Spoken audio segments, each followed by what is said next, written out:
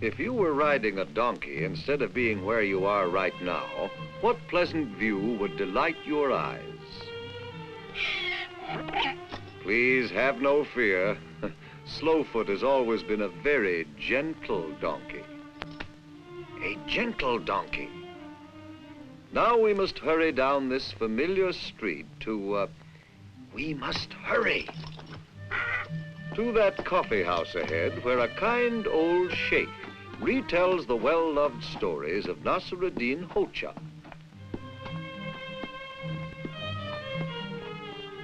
Enough, Bhan. We can't stop, Hamid, when we have been paid to deliver these jars. Hamid doesn't feel like work. He feels like having coffee. Ow! Oh, oh. Come on, Burhan. I want coffee. But our work. Well, that's Hamid for you. Come along, Slowfoot, or we'll miss the Sheikh's tales of Nasr-ed-din Hoja.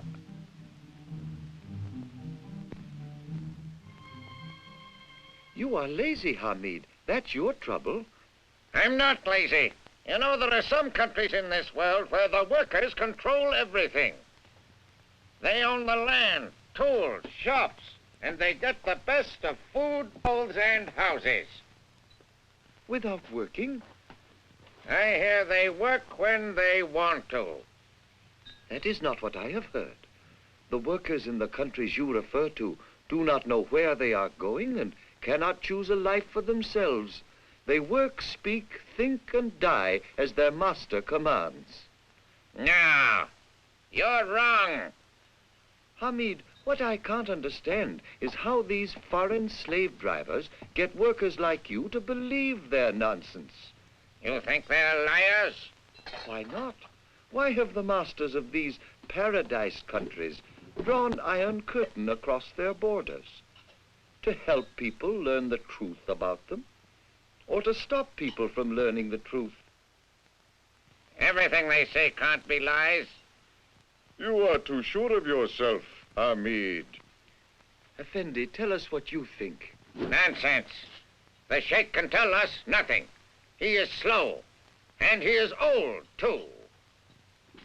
Slowness can bring sureness, and wisdom comes with age.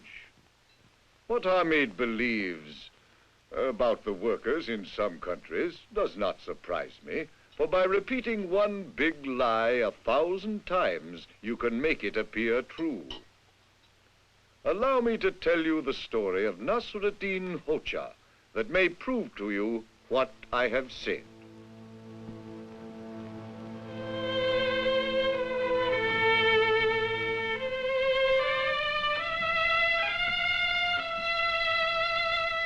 There was a time when the Hocha was very sad and lonely. His beloved wife had died over a year before, and there was no cheerful home waiting at the end of each weary day. The Hocha's friends were unhappy too. They missed the old days when Nasr-ed-din would sit with them and laugh at their jokes. Ah, their jokes. Wise men have marked the thin line between comedy and tragedy, but fools know it not. And so, though they called themselves the Hocha's friends, the two villagers thought of the ugliest and plainest unmarried woman they knew, and they made their plans.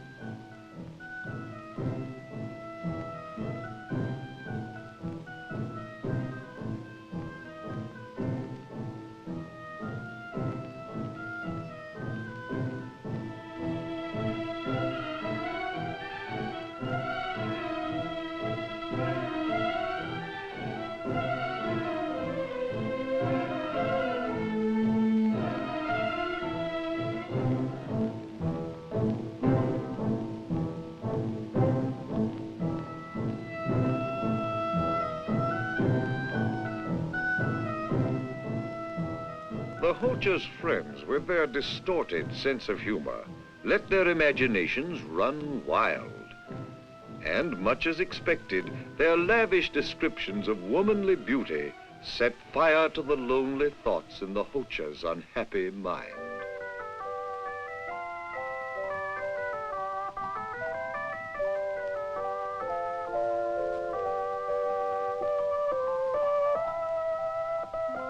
So, without realizing that he was being tricked, the Hocha agreed to marry the ugly old maid chosen by his friends.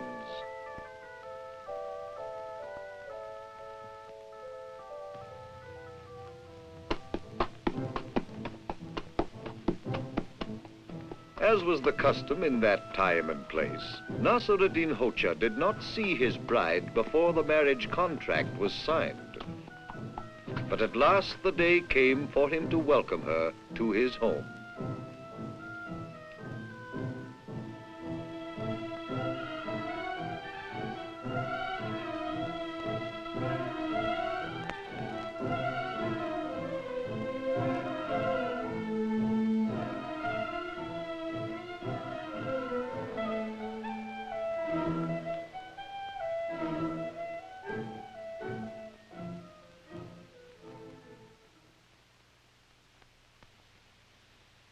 Welcome to my house, good wife. I hope you find it pleasing to your eyes. And the Hocha was hoping the same thing for himself as he peered at her veil.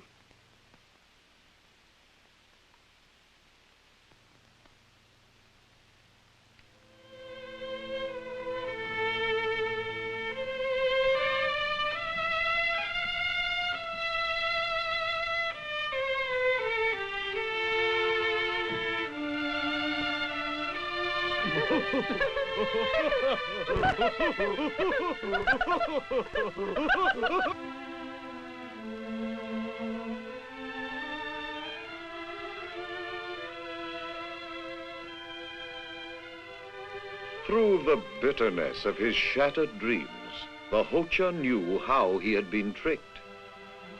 And he knew his friends must be taught a lesson.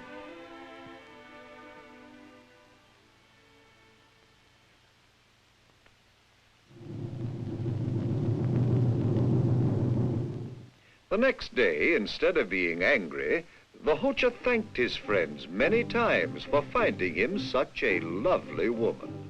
And you can imagine how this unexpected gratitude put them in a dinner. Had they made a mistake? Perhaps the ugly girl was not ugly at all. You really couldn't be sure what was behind her veil. And the Hocha himself was sparing no words about the beauty of his new wife.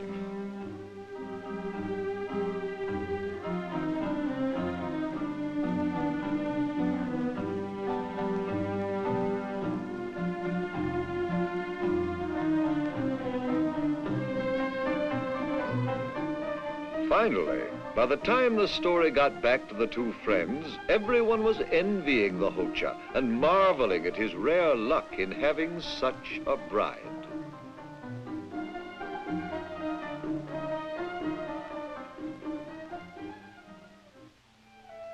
Rumors about the beauty and charm of the Hocha's wife grew and grew, until the two bewildered friends really believed it when they told a stranger that Nasr-ed-din was married to the most beautiful woman in all the world. At last the Hocha had reason to smile again, while the truth lay always concealed behind the veil of his faithful wife. And so you see, you would be wise to question the grand stories that come from behind a curtain of secrecy. For like the Hocha's big lie, they may have very little truth to them.